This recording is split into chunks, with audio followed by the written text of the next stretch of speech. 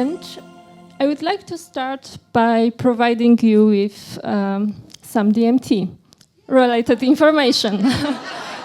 And then I would like to highlight different approaches to DMT experience and discuss why these experiences are important to mental health. And then focus particularly on the entity encounter experiences and their implications for the field of mental health and for basic science. Let me quote my smart friends.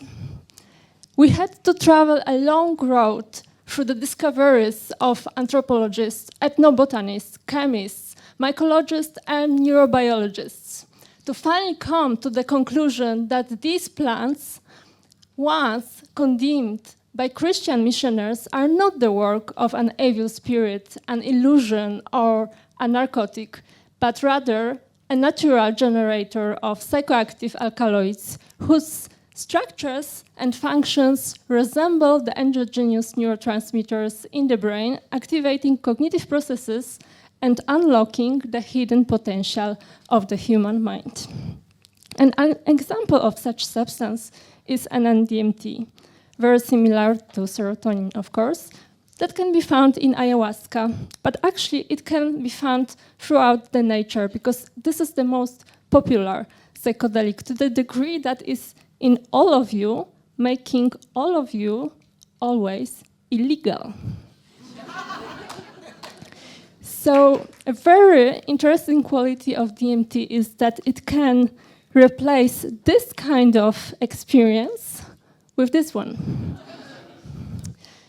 So one of the qualities of high-dose DMT experiences are encounters with so-called DMT entities. I use this term for simplicity. And these encounters are characterized often by interactive communication. So let's look at the words. What is happening right now? Definitely, since the start of breaking a convention, there has been an increase in search for ayahuasca term in the internet across many countries. At the same time, we can observe the phenomenon that can be called southernization.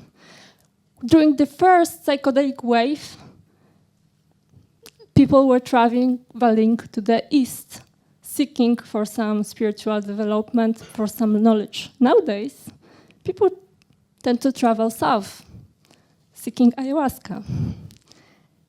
But not only. There is an increase in DMT use, and N-DMT use in its smokable form, vaporized form. And I don't think that this is basically explainable by a pandemic. The recent data shows that around 4% of psychoactive substance users who took part in the Global Drug Survey reported using DMT in the previous year prior to the survey. At the same time, we observe an interest in the field of clinical trials and use of intravenous DMT. Some trials have been completed, some are ongoing, some are planned. But what differentiates these types of uses of DMT is not only, but also approach towards the ontological status of entities. Well, so ayahuasca wasn't created to treat mental health problems of Westerners. Its use, it's related also to the communication with other, let's say, spirits, energies, entities, or just invisible others. These invisible others can be also encountered in N N-DMT experiences induced by vaporization. And here I allowed myself to visualize the type of entities, the frequency actually of the types. observed in the study of Davis. This was a study on a pretty big group of DMT users, 2,500. But people were provided with the names prior to the study. And this is what they came up with. And this study has been done on trip reports from the internet. So these are the most popular entities encountered according to their frequency. And I removed from here just the word entity and the genders for the clarity. And I have this impression that more research and work has been done within the area of psychedelic users and artists towards the classification of DMT entities than within the scientific area by scientists. But the very important and interesting quality here is that these entities have some cross-personal characteristics. But regarding clinical studies, let's say there is not much interest in DMT entities. You can see data from the study that contained the biggest number of participants in an N-DMT intravenous trial. And here in the paper, nobody mentions this phenomenon. Perhaps DMT entities were indirectly measured by these subscales of subscales. But I would like to highlight there's not much interest, and also the words we use might point towards particular ontological interpretations and ways of thinking. But should clinicians be interested in metaphysical, mystical experiences? We can imagine that this is a participant in our study. We know that we give a psychedelic, something happens in this box, and then it impacts mental health. But what actually happens? A lot of explanations relate to neurobiological mechanisms, like related to neuroplasticity, but that's right, that happens, but neuroplasticity is not specific for psychedelics.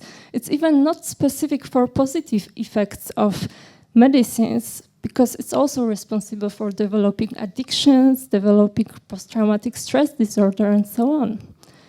And this is just one level. Some people try to grasp the psychedelic experience. And psychedelic experiences, let's say, overlap with mystical experiences, metaphysical experiences. They have or can have these type of qualities. But what is responsible for the effects on the mental health? There has been a number of mediators proposed, from related to experience per se to the integration afterwards. But what can happen in the consequence of such experiences is ontological shock. That can be defined as experience of a profound revaluation of the perception of reality and understanding of existence.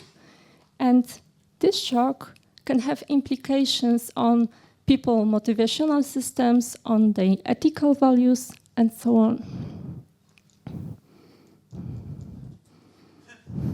So what actually happens in their heads and drives their future choices?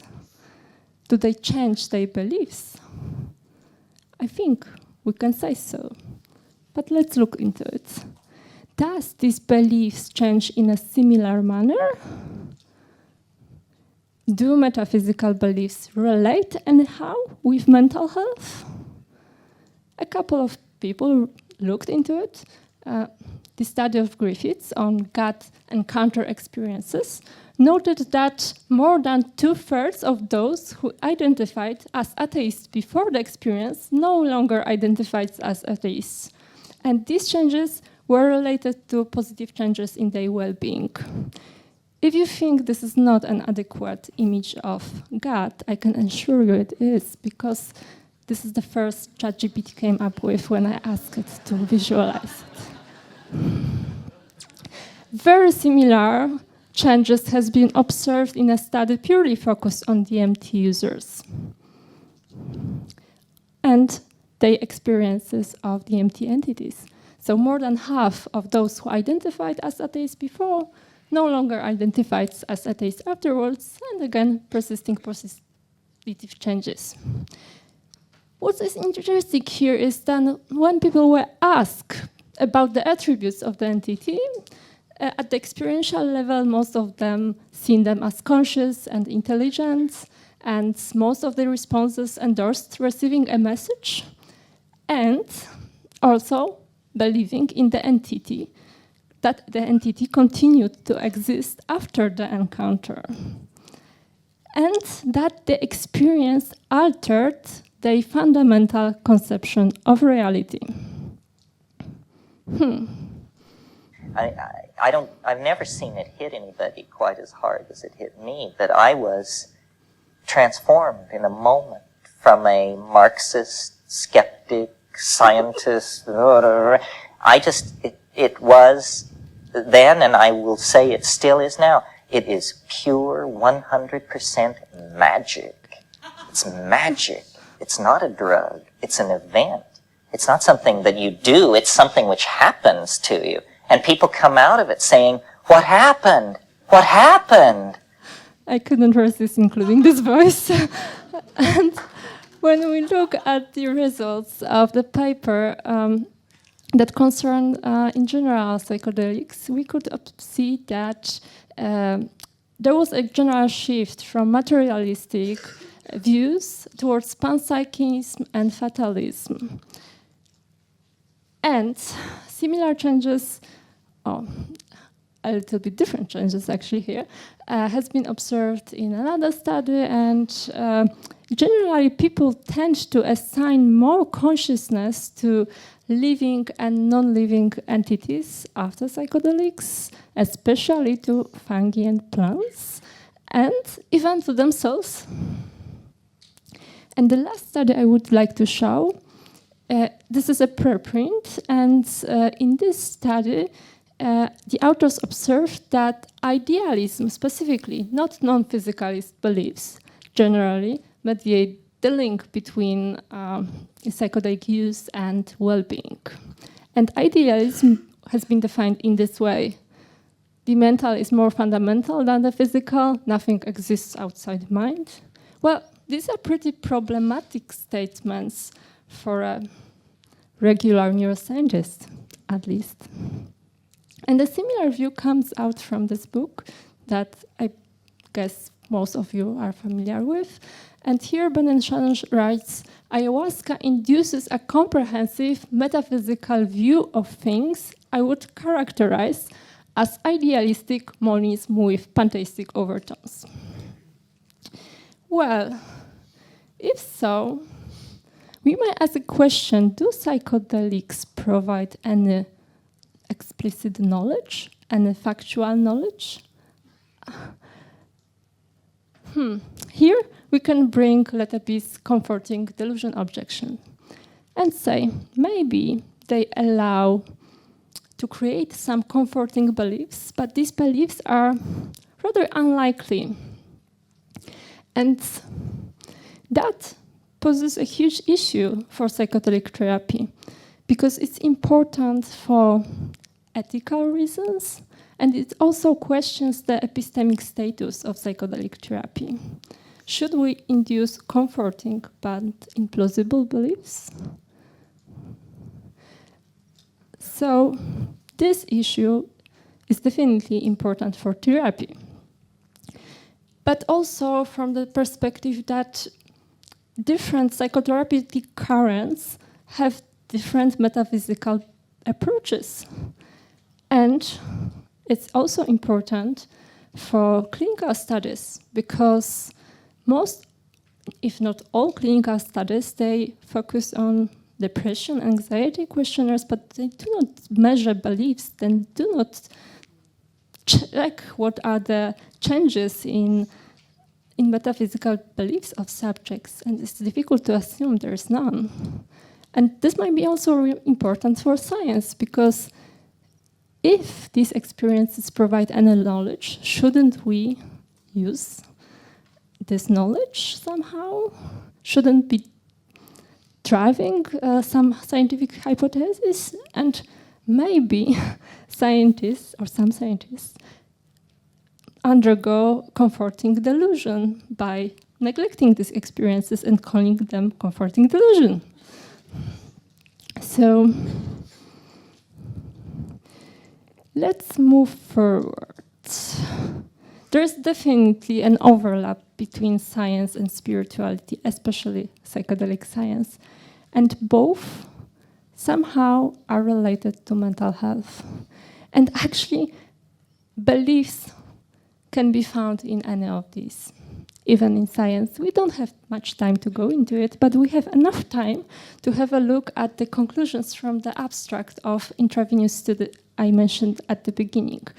So the authors conclude that DMT is a promising tool for the control induction of a psychedelic state that can be tailored to the specific needs of patients and therapeutic sessions. At the same time, other authors write, the authors who studied the reports of DMT entity encounters. Entity encounters cannot be dismissed as irrelevant hallucinations without substance or meaning, nor accepted as transcendent realities. So basically, I think that what we can say that from scientific point of view, we don't have a clue. So, if so, can we imagine that the behaviors of DMT entities can be tailored to the specific needs of patients and therapeutic sessions? Well, let's see what Rick answered when I asked him a question.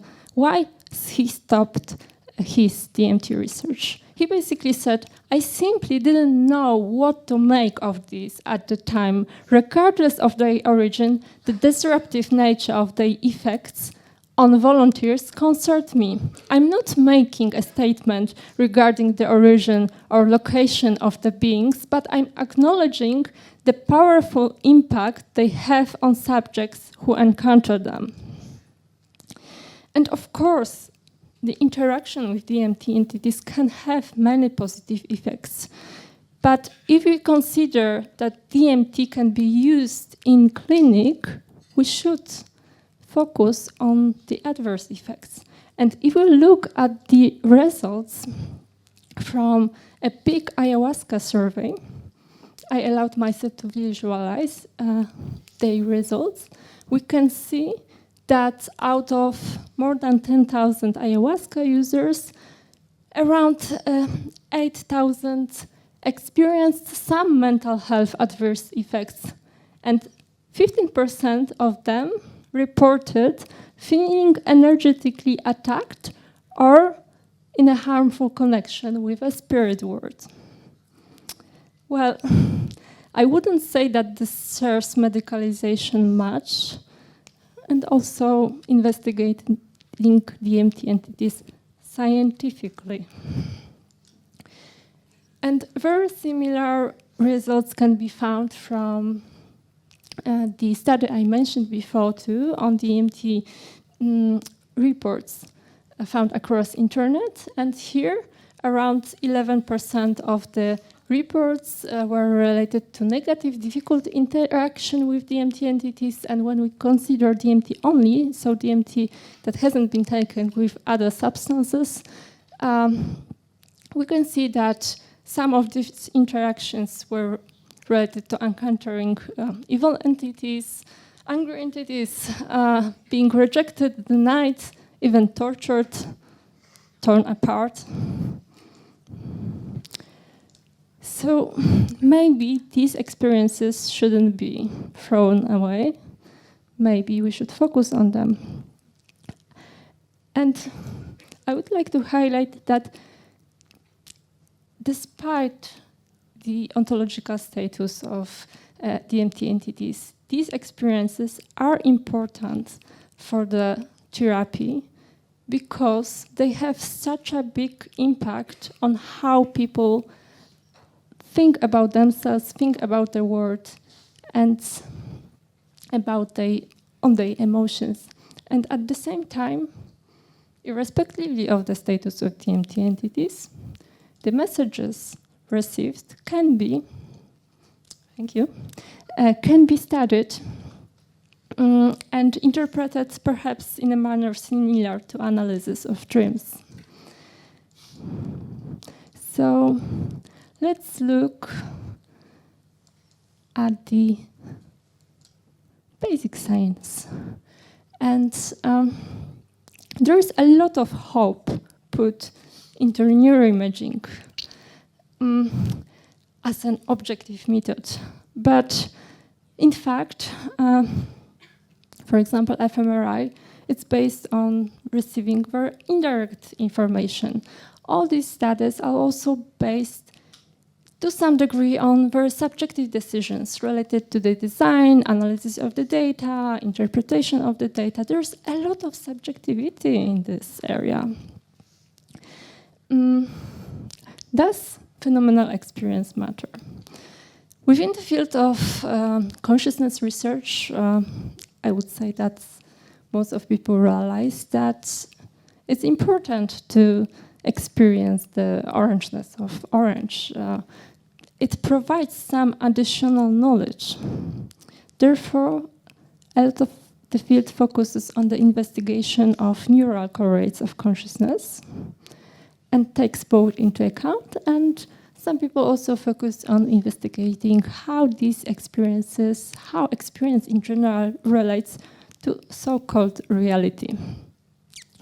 Well, this is not surprising and not such a big problem when we study a natural state. But what to do with these experiences?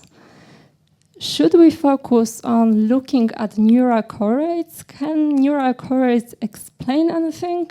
Or should we actually think seriously about the relationship between these experiences and the external world, external to the experiencer?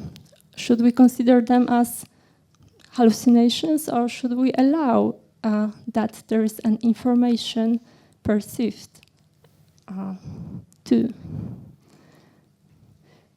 Actually, it doesn't matter what the ontological status of the DMT is, because it will, it matters, but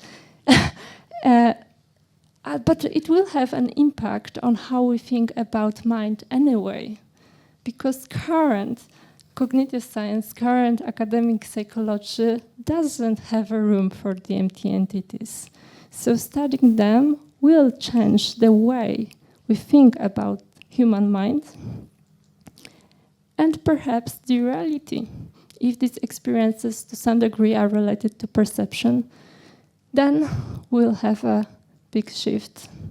And perhaps this shift will be associated with how we look at Southern American traditions and with some decolonization of knowledge. And I would like to end with this quote: "Stereotypes and nowadays outdated notions of primitives still abound, more deeply rooted in the civilized mind than we would like to admit. Images of savages who are in general rather ignorant to reason."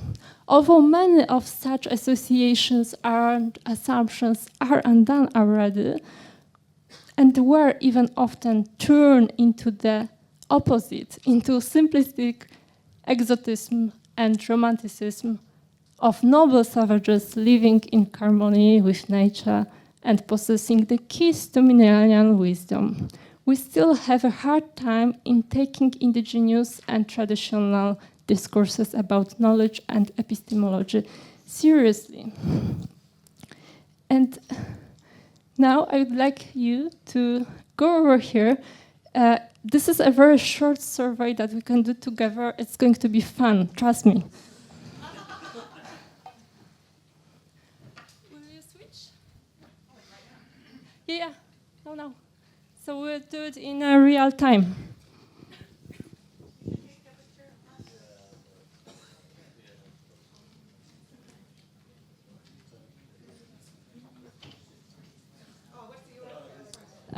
It will appear. It will appear. They are just switching.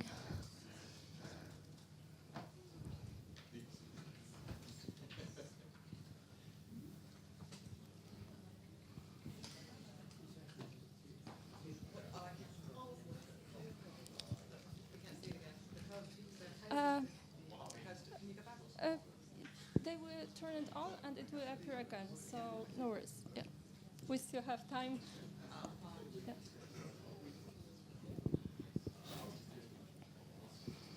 Please wait for the others.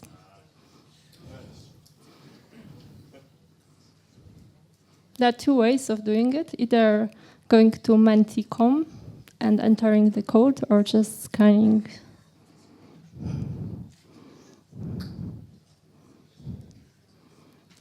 Are you done? Yeah, let's assume. So, should scientists, yeah, you can still go there, the code is in the top. Should scientists who study psychedelics take them to improve the quality of their research? Okay. That's something. But 7 people know?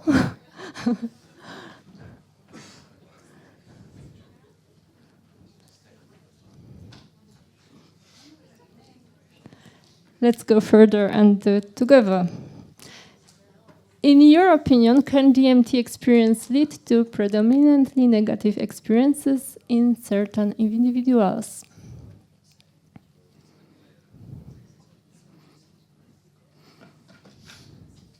So we decided that yes.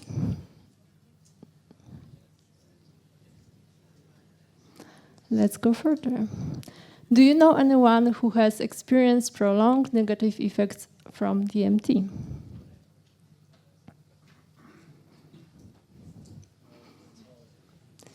So, still, it might be a small number, but these small numbers are important too. Do DMT entities exist independently from DMT experience? Why? Oh, so many people. I managed to offend so many people. Thank you.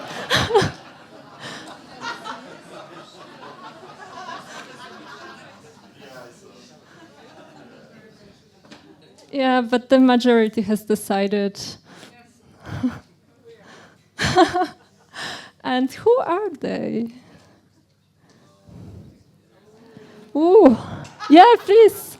We need more people because there is a competition on the fragments of the self and spirit.